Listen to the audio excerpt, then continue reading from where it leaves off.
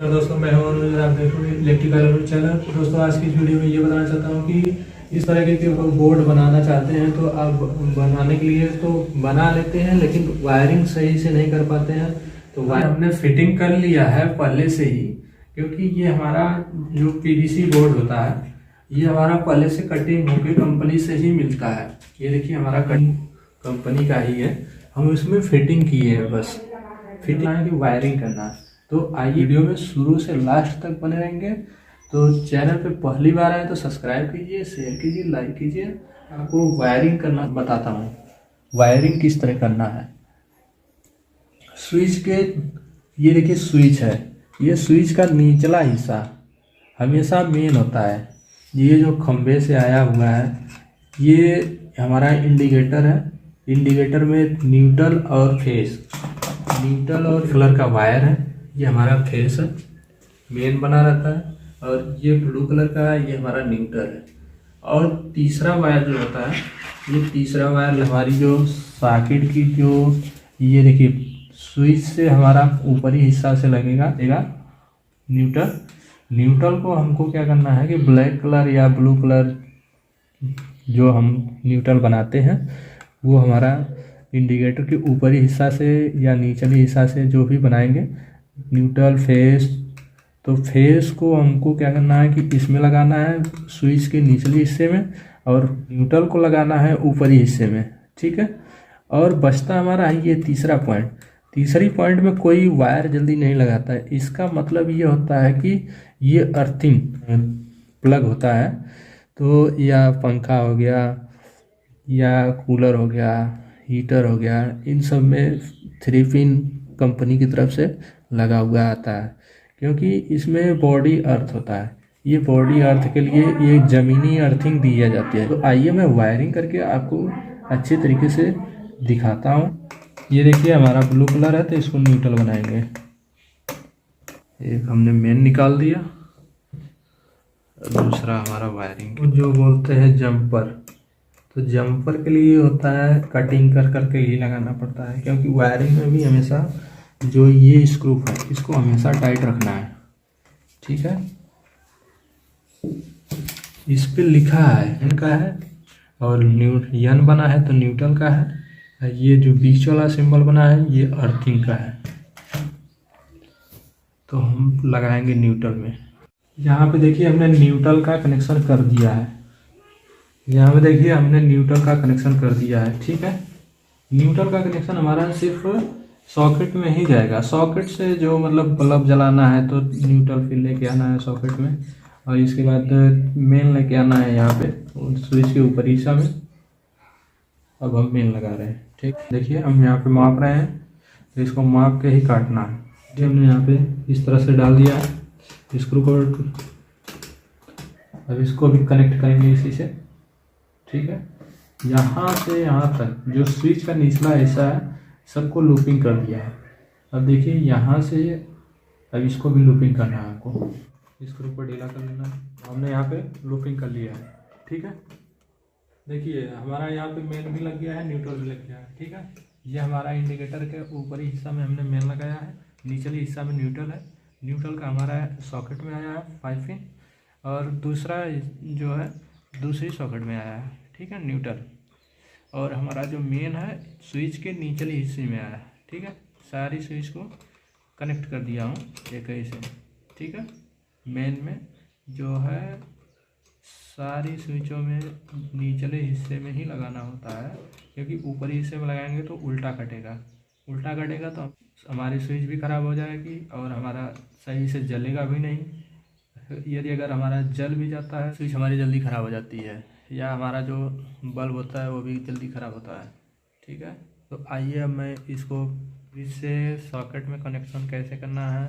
और ये हमारा पंखे का है, तो पंखे का हमने यहाँ पे स्विच के हिस्से में लगा दिया है, लगा रहे हैं, ठीक है। ये रेगुलेटर जो है, ये देखिए रेगुलेटर को क्या करना है कि रेगुलेटर में 2 वायर है। एक वायर छोड़ देना है क्योंकि ये हमारा पंखे में डायरेक्ट जाएगा, और दूसरा जो है स्विच में हमारा आया, स्विच के ऊपर हिस्से में जो एक पॉइंट बची थी तो उसी पॉइंट पे हमने लगा दिया, जो पॉइंट खाली थी उसी में हमने लगा दिया। ठीक है, और ये हमारा रेगुलेटर है, रेगुलेटर का वायर हमारा पंखे में जा रहा है। ठीक है, अब रह गया हमारा सॉकेट। सॉकेट को भी कनेक्ट कर देते हैं, स्विच से कनेक्ट कर देते हैं। ठीक है, हमेशा वायर को टाइट ही रखना है।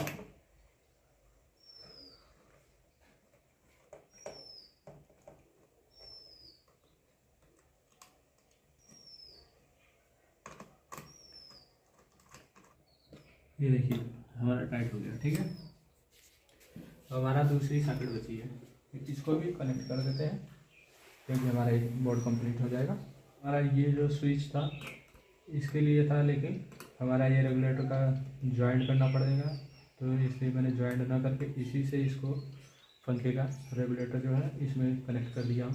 ठीक है, तो अब इसको क्या करेंगे, किनारे वाले में लगा लेना। यहाँ पे निचले हिस्से में स्विच खाली है तो उसी में जॉइंट कर लेते हैं। अब बचा हमारा ये अर्थिंग, अर्थिंग का भी कनेक्शन हम कर देते हैं। ये हमारा अर्थिंग का है। ठीक है, ये देखिए यहाँ पे हमने 3 वायर निकाला है, एक है अर्थिंग, दूसरा है न्यूट्रल और तीसरा है हमारा मेन। ठीक है, ये हमारा तीनों जो है एमसीबी के यहाँ से, चेंजर है, एमसीबी है, उसके यहाँ से लगा रहेगा। ठीक, तो आइए दोस्तों, हमने ये पूरा बोर्ड हमने वायरिंग करके कंप्लीट कर लिया है। तो आपको दिखा रहे हैं कि किस तरह से मैंने वायरिंग करके कंप्लीट किया है। ठीक है, कौन सा वायर कहाँ पे लगा है, कौन सा वायर कहाँ पे लगाना है। ठीक है, ये हमारा ब्लू कलर जो दिख रहा है आपको, ये हमारा न्यूट्रल है। ठीक है, सबसे पहले हमारा ये मेन है, ये रेड कलर और ब्लू कलर और ये अर्थिंग, ये हमारा अर्थिंग है और ये हमारा न्यूट्रल है। ये जो खंभे का है ये इसलिए लगाया गया है क्योंकि ये हमारा ज़मीनी अर्थिंग दिया जाएगा। ठीक है,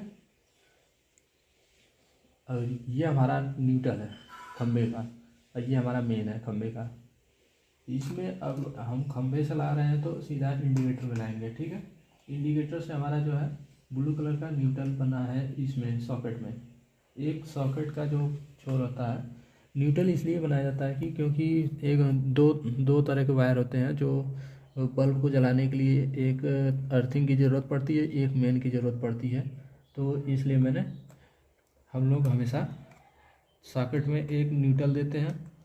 तो हमने यहाँ पे एक न्यूट्रल दे दिया है और दूसरी सॉकेट में भी एक न्यूट्रल दिया गया है। ठीक है, इसी न्यूट्रल से उठा के ब्लू कलर का जो वायर है ये न्यूट्रल है। ठीक है, ये जो रेड कलर का वायर है, तो ये रेड कलर का हमने स्विच के निचले हिस्सा में जो है हमेशा ये मेन होता है, इसको कनेक्ट करके हमने